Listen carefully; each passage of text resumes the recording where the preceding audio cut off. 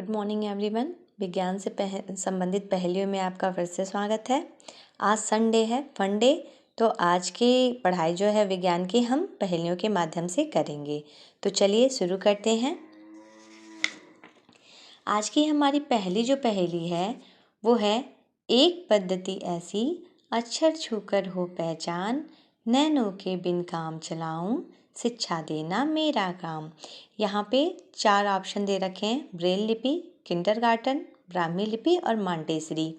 तो इसका जो सही उत्तर है वो है ब्रेल लिपि। ब्रेल लिपि एक ऐसी पद्धति है जिसमें नेत्रहीन लोग जो हैं वो अपनी पढ़ाई करते हैं। इससे भी कई सारे क्वेश्चंस बनते हैं, जैसा कि हर बार हर पहेली के माध्यम से मैं कम से कम आपको 3 से 4 क्वेश्चंस बताती चलती हूँ। तो देखिए, इसमें प्रश्न बन सकता है कि ब्रेल लिपि कैसी लिपि है, किन लोगों के लिए काम आती है। तो ब्रेल लिपि नेत्रहीनों के लिए शिक्षा के काम में आती है। दूसरा प्रश्न, ब्रेल लिपि की खोज किसने की थी। तो ब्रेल लिपि की खोज लुईस ब्रेन ने 1821 में की थी। ब्रेल लिपि जो लुईस ब्रेन थे उन्होंने इसकी खोज की। वह स्वयं नेत्रहीन थे और एक लेखक भी थे। तो उन्होंने ये लिपि खोज निकाली थी नेत्रहीनों की पढ़ाई के लिए। दूसरा देखिए, फुदक फुदक कर मैं हूँ चलता, त्वचा से जल में सांस हूँ लेता, जल थल दोनों वास स्थान, जल्दी बूझो मेरा नाम। इसका जो आंसर है वो होगा मेंढक। मेंढक कैसे?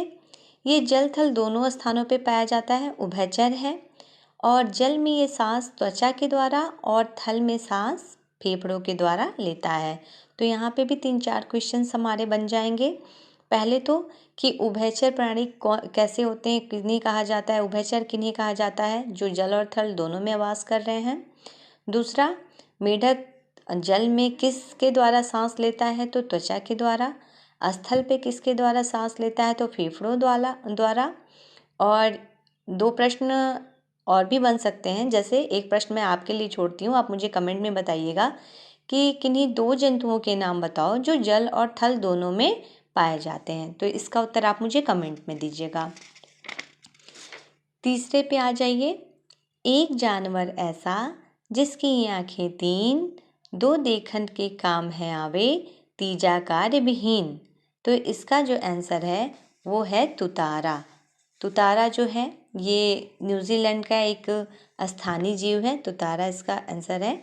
ये स्थानीय जीव है न्यूजीलैंड का और इसकी 3 आंखें पाई जाती हैं। जो तीसरी आंख होती है सर पे होती है, जिसे पार्श्विका भी कहते हैं। और 2 आंखें काम में आती हैं देखने के लिए, और तीसरी जो होती है अभी तक उसका जो रियल काम है वो अज्ञात है, लेकिन माना जाता है कि ये जो है वो विटामिन डी सिंथेसिस के लिए काम में आती हैं। तो इससे भी कई सारे क्वेश्चन बन सकते हैं कि एक किसी ऐसे जानवर का नाम बताइए जिसकी 3 आंखें पाई जाती हैं।